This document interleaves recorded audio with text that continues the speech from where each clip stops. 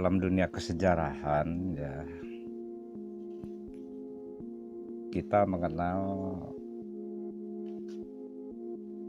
bahwa sejarah sebagai peristiwa objektif gitu ya. Sedangkan sejarah sebagai kisah bersifat subjektif. Jadi pada tataran pemikiran itu ya, ini terutama bagi orang-orang yang awam kepada keilmuan sejarah itu akan membingungkan ya. Kok kenapa ada ungkapan sejarah sebagai peristiwa objektif, sejarah sebagai kisah subjektif. Nah, jadi pada kesempatan ini kita akan mencoba ya mengurai atau untuk menjawab sebuah pertanyaan, mengapa sejarah sebagai kisah bersifat subjektif atau subjektivitas sejarah itu kok kenapa bisa terjadi begitu. Nah, jadi begini ya, bahwa seorang sejarawan yang sejati adalah seorang sarjana yang memegang teguh norma-norma ilmiah. Artinya setiap fakta yang disusun ketika menulis sejarah ya harus berlandaskan data-data yang ada atau harus didasarkan kepada bukti-bukti yang cukup. Nah, jadi kalau seorang sejarawan ketika ingin menulis kisah sejarah, data-data atau bukti-buktinya belum cukup, itu jangan dulu berani menulis ya. Jadi satu peristiwa itu harus betul-betul diteliti begitu ya. Sebab setiap peristiwa akan meninggalkan bukti-bukti atau data-data. Kalau sudah terkumpul, ya baru melakukan sebuah memverifikasi ya atau memberikan kritik terhadap data-data itu atau bukti-bukti itu. Jadi sekarang kita kembali kepada kenapa sejarah sebagai kisah itu bersifat subjektif. Jadi contoh yang sangat sederhana begini ya. Kita ambil tokoh pergerakan nasional itu seperti Muhammad Hatta ya. Terus kita akan mengambil lagi seorang tokoh pergerakan nasional yaitu Aka Pringgodigdo. Itu kedua orang tersebut itu adalah para pejuang ya, atau mereka yang berjuang langsung ikut dalam pergerakan nasional. Aktif, keduanya itu aktif. Nah, dan setelah pergerakan nasional selesai, Bung Hatta menulis buku begitu, mengkisahkan tentang pengalaman-pengalamannya pada masa pergerakan nasional. Seperti judul buku yang ditulis oleh Bung Hatta yang mengungkapkan tentang pergerakan nasional itu, judulnya Tujuan dan Politik Pergerakan Nasional di Indonesia. Nah, Aka Pringgodigdo juga menulis peristiwa yang sama, itu pergerakan nasional, hanya judulnya berbeda ya. Kalau Aka Pringgodigdo judulnya Sejarah Pergerakan Rakyat Indonesia. Ini dari judul juga sudah berbeda ya. Sudah berbeda dari judul juga. Nah, ternyata apa yang ditulis oleh Bung Hatta tentang pergerakan nasional bila dibandingkan dengan yang ditulis oleh Aka Pringgodigdo, itu kisahnya berbeda. Padahal mengungkapkan satu peristiwa yang sama, yaitu pergerakan nasional. Kan pergerakan nasional itu durasi waktunya itu dari 1908 sampai 1945. Kedua-duanya itu pelaku dalam pergerakan nasional. Pelaku, bahkan mereka saling berkenalan. Tapi kenapa ketika mereka menulis kisah dari pergerakan nasional, dari peristiwa yang sama, kisahnya berbeda-beda. Bung Hatta mengungkapkan atau mengkisahkan tentang pergerakan nasional itu dengan cara dia, dengan cara beliau. Aka Pringgodigdo juga mengkisahkan peristiwa pergerakan nasional itu dengan cara beliau. Ya akhirnya ketika kedua-duanya buku oleh kita baca ini menunjukkan kisah yang berbeda dari peristiwa yang sama, yaitu pergerakan nasional. Nah, perbedaan itulah yang disebut sejarah sebagai kisah bersifat subjektif, ya. Nah, belum lagi kalau kita misalnya membaca buku-buku yang bersangkutan dengan materi pergerakan nasional, masih banyak pelaku-pelaku pergerakan nasional yang menulis tentang pergerakan nasional. Tokoh-tokoh tersebut ketika mengkisahkan dari pergerakan nasional itu pasti berbeda-beda karena ini di tataran kisah. Kalau peristiwanya sama peristiwanya. Nah, jadi sekarang yang menjadi pertanyaan dalam pemikiran kita, kok kenapa sejarah sebagai kisah itu bersifat subjektif? Padahal yang dikisahkan misalnya peristiwa yang sama. Seperti tadi saya katakan, itu pergerakan nasional. Kenapa ketika ditulis oleh dua orang tokoh yang terlibat dalam pergerakan nasional, kisahnya berbeda? Itu yang disebut dengan subjektivitas sejarah. Nah, sekarang kita mencoba ya untuk tahu mengapa sejarah sebagai kisah bersifat subjektif. Ya. Satu di antaranya sejarah sebagai kisah bersifat subjektif. Satu di antaranya yang mempengaruhi kesubjektifan itu di antaranya sikap berat sebelah pribadi dari si penulis, dari si pengkisah, ya. Itu sikap berat sebelah pribadi. Nah, apa yang dimaksud dengan sikap berat sebelah pribadi? Maksudnya begini, misalnya seorang tokoh, seorang penulis sejarah ketika mengkisahkan sejarah pasti ada rasa tidak senang misalnya terhadap individu maupun jenis-jenis orang. Nah, ketidaksenangan itu kan akhirnya akan mempengaruhi kepada saat dia mengkisahkan kepada tokoh sejarah itu. Misalnya sikap berat sebelah pribadi yang membuat kisah sejarah menjadi subjektif itu di antaranya juga misalnya ada sejarawan yang menyukai orang-orang besar dalam panggung sejarah. Tapi ada juga misalnya ada sejarawan yang membenci tokoh-tokoh besar. Nah, itu bisa saja akan terjadi. Bisa terjadi itu. Nah, jadi disinilah ya yang membuat perbedaan di tataran kisah ya. Karena itu ada sikap berat sebelah pribadi itu dari si penulis, dari si pengkisah sejarah itu. Atau bisa dikatakan karena ada unsur like and dislike dari si penulis kisah sejarah terhadap tokoh-tokoh yang menjadi penggerak tokoh sejarah begitu ya. Seperti contoh misalnya kalau saya misalnya sangat senang sama Bung Karno, ketika saya mengkisahkan tentang Bung Karno pasti saya akan memuja-muji Soekarno begitu ya. Tapi sebaliknya misalnya jika sejarawan A misalnya kurang senang dengan Soekarno, pasti dia itu ketika mengkisahkan itu agak sedikit misalnya agak menjelek-jelekan Soekarno ya, bahkan mencari sisi kelam dari Soekarno dalam kehidupannya. Nah, itu bisa menimbulkan ya itulah tadi sejarah sebagai kisah itu bersifat subjektif itulah karena ada sikap berat sebelah pribadi ya dari si penulis sejarah terhadap tokoh.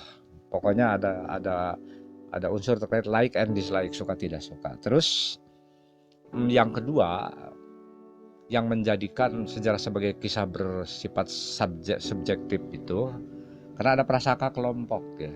Ada prasangka kelompok. Yang dimaksud dengan prasangka kelompok ini adalah adanya anggapan-anggapan yang dikandung masing-masing sejarawan atau yang terkandung dalam pemikiran sejarawan sebagai anggota suatu kelompok, baik kelompok nasional, keagamaan maupun sosial. Sejarawan Indonesia akan mempunyai pandangan lain mengenai Trikora. Nah, begitu ya. Sekali lagi, misalnya begini, sejarawan Indonesia akan mempunyai pandangan lain terhadap atau mengenai peristiwa Trikora, 3 komando rakyat ya, dengan sejarawan Belanda. Nah, atau begini ya, sejarawan Indonesia akan mempunyai pandangan lain terhadap Diponegoro jika dibandingkan dengan sejarawan Belanda terhadap Diponegoro. Kita kepada Diponegoro akan mengatakan pahlawan, tapi sejarawan Belanda kepada Diponegoro akan mengatakan sebagai pemberontak. Begitu juga misalnya sejarawan Indonesia akan mengatakan kepada Panmuk itu ya manusia busuk begitu ya, yang telah melakukan penjajahan dengan sistem pemerintahannya begitu. Tapi sejarawan Belanda akan memuja-muji Panmuk ketika melakukan penjajahan di Indonesia. Nah, itu yang disebut dengan prasangka kelompok ya. Jadi sebetulnya ini sangat-sangat mudah dipahami ya, sangat mudah dipahami di mana letak subjektivitas sejarah sebagai kisah itu. Ternyata terjadinya subjektivitas dalam sejarah sebagai kisah itu ya karena diantaranya itu ada prasangka kelompok. Atau contoh satunya lagi misalnya sejarawan yang memiliki ideologi komunis lah katakan akan mempunyai pandangan lain mengenai peristiwa Madiun atau peristiwa terjadinya PKI Madiun di bawah pimpinan Puso jika dibandingkan dengan sejarawan nasionalis dan sebagainya. Terus dalam masalah ada prasangka kelompok dalam agama juga itu bisa terjadi seperti itu ya, akan terjadi seperti itu. Mungkin bisa dipahami lah itulah ya yang disebut dengan prasangka kelompok. Nah, terus yang ketiga, kenapa sejarah sebagai kisah bersifat subjektif? Ini alasan ketiga, interpretasi berlainan tentang faktor sejarah. Adalah tafsiran lain-lain mengenai apa sesungguhnya pengaruh yang terbesar terhadap terjadinya satu peristiwa. Dan begitu ya. Nanti sejarawan ketika mengkisahkan satu peristiwa itu akan memberikan penafsiran yang akan berbeda-beda. Akan memberikan penafsiran yang berbeda-beda terhadap pengaruh apa yang dominan misalnya. Pengaruh apa yang dominan atau melatar belakangi terhadap satu peristiwa sejarah. Nah, itu kan begitu ya. Jadi begini ya. Seperti begini ya, kita punya dalam sejarah Indonesia itu ada periode yang disebut periode perang kemerdekaan ya, atau revolusi nasional mempertahankan kemerdekaan. Itu peristiwanya itu dari tahun 45 sampai tahun 49 itu periode sejarah yang disebut mempertahankan kemerdekaan kita ya. Kenapa dikatakan mempertahankan kemerdekaan? Karena setelah kita merdeka kan kemerdekaan itu akan direbut kembali oleh Belanda dengan konco-konconya begitu. Nah, kan kita menulis periode sejarah 45 sampai 49 itu, para sejarawan itu memberikan interpretasi yang berbeda-beda kepada periode tersebut, pada periode 45-49. Ada sejarawan yang mengatakan bahwa Indonesia bisa bertahan dari gempuran Belanda pada periode 45-49 pada masa perang kemerdekaan karena kebertahanan Indonesia itu karena faktor diplomasi. Itu yang paling dominan, bisa mempertahankan Indonesia karena ada faktor diplomasi. Seperti diplomasi di sini itu bagaimana cara para politisi sipil menghadapi Belanda supaya tidak masuk lagi ke Indonesia itu dengan cara diplomasi atau melakukan perundingan-perundingan. Seperti ada perundingan Linggarjati, ada perundingan Renville, ada Rumpan Roy, ada konferensi meja bundar dan sebagainya, ya banyak perundingan. Nah itu kalau menurut sejarawan tertentu interpretasinya itu penafsirannya itu ya. Terus kalau menurut sejarawan lain, faktor terbesar yang mempengaruhi kebertahanan Indonesia dari gempuran Belanda pada masa revolusi kemerdekaan itu akan mengatakan ini faktor kekuatan militer ya, atau berhasilnya gerilya. Nah ini kan sudah berbeda. Faktor interpretasinya itu berbeda dua sejarawan itu terhadap peristiwa yang sama. Nah, jadi bisa saya katakan ya, jadi terhadap peristiwa yang sama ditulis oleh dua sejarawan yang berbeda, mereka itu akan memiliki penafsiran yang berbeda terhadap peristiwa yang sama, atau akan mempunyai interpretasi yang berbeda, khususnya terhadap apa yang melatar belakangi peristiwa tersebut, apa yang membuat misalnya rakyat Indonesia kokoh tangguh dalam menghadapi Belanda ketika ingin merebut kembali lagi Indonesia. Mereka itu kan berbeda-beda penafsirannya. Menurut para politisi sipil ya itu karena faktor kekuatan para politisi sipil membawa permasalahan ke meja perundingan. Kalau menurut misalnya para sejarawan militer atau menurut versi tentara, bahwa kebertahanan Indonesia itu karena ya kekuatan perjuangan fisik begitu ya. Bisa juga misalnya ada yang mengatakan interpretasinya menggunakan pendekatan ekonomi. Kenapa Indonesia bertahan? Karena ekonominya sudah bagus misalnya. Rakyat sudah betul-betul sangat kuat pada masa-masa awal kemerdekaan dari 45-49, ekonominya sudah kuat sehingga menjadi daya tahan mereka dari provokasi dan gempuran Belanda ya. Nah, terus faktor yang keempat yang menjadikan sejarah sebagai kisah menjadi subjektif ya, karena pandangan dunia yang berbeda-beda. Nah, jadi pandangan dunia yang berbeda-beda itu seperti bisa dicontohkan begini ya, akan membawa pengaruhnya di dalam penulisan sejarah. Pandangan dunia yang berbeda itu akan membawa pengaruhnya ya dari sejarawan terhadap penulisan sejarah. Nah, yang dimaksud dengan pandangan dunia yang berbeda-beda seperti begini, ada dua sejarawan ya. Sejarawan keagamaan tentu saja ya lain tafsirannya dibandingkan dengan sejarawan Marxis. Ketika misalnya akan membahas satu permasalahan kesejarahan. Sekali lagi ya, sejarawan keagamaan bila dibandingkan dengan sejarawan yang memiliki ideologi Marxis akan berbeda ketika mengkisahkan kisah sejarah. Sejarawan keagamaan terhadap peristiwa sejarah itu akan melihat dari sisi keagamaan misalnya. Tapi kalau sejarawan Marxis, kita ketika melihat satu peristiwa sejarah itu akan melihatnya itu dari sisi kemarkisannya itu. Nah, jadi seperti mungkin kalau seorang sejarawan keagamaan akan melihat satu peristiwa itu ya betul-betul itu sebetulnya sudah berujung kepada wah itu sudah takdir Allah misalnya. Di samping itu misalnya para pejuang mempertahankan satu kondisi dalam peristiwa sejarah itu, di samping manusia itu berjuang secara individu atau kelompok dan akan berujung itu semuanya kehendak Allah, begitu kata ahli sejarah keagamaan gitu ya. Tapi seorang sejarawan yang beraliran Marxis, mungkin kekuatan masyarakat bertahan dalam satu gerakan sejarah itu mungkin karena faktor materi begitu ya.